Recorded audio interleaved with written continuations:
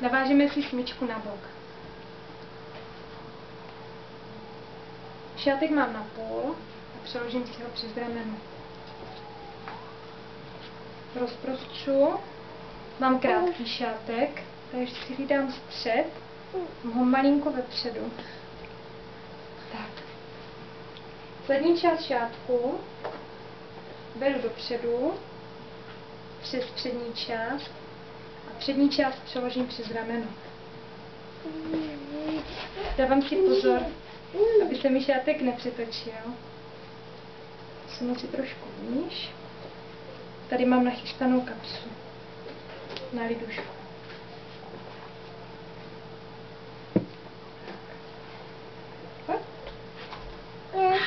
Co tam máš? Lidušku si vložím do připravené kapsy. Ty jsi to otevřela? A sunu si ji do kapsy. Nahrnu celátkový papíček.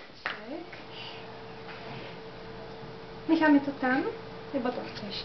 Tak. No? Tak, já si to teďka musím spravit. Tak, upravím si to ještě jednou. Tak. Mám tam dost vlastní novinama.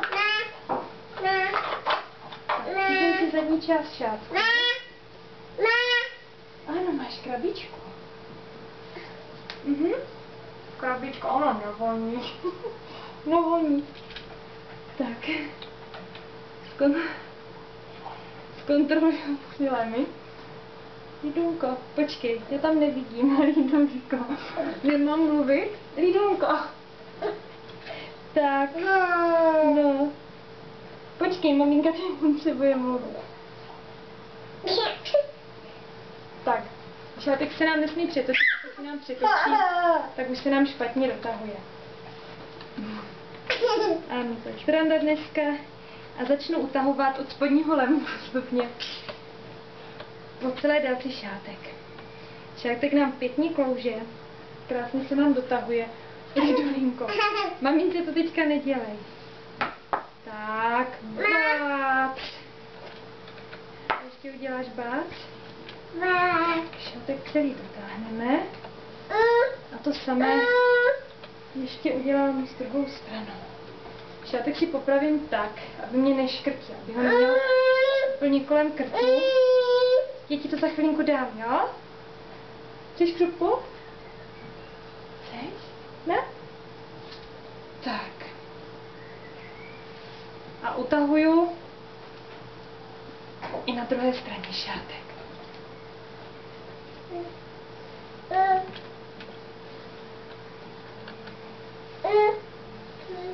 Já nechci křupku teďka.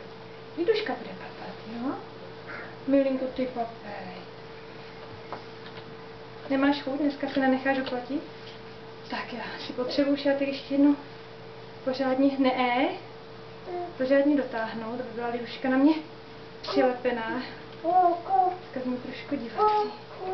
Křupku, no že ty zahodila křupku. Liduška zahodila křupku. No. Tak.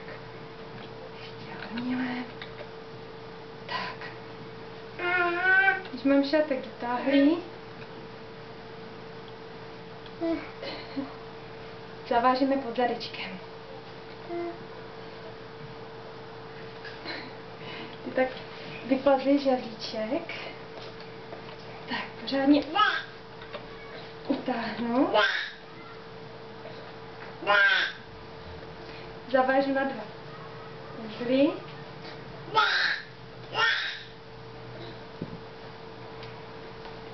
Popravím, aby byly nožičky stejně. Hap, hap.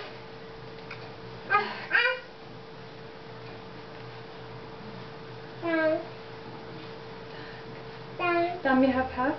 A máme hotovo. Vypadá zezadu.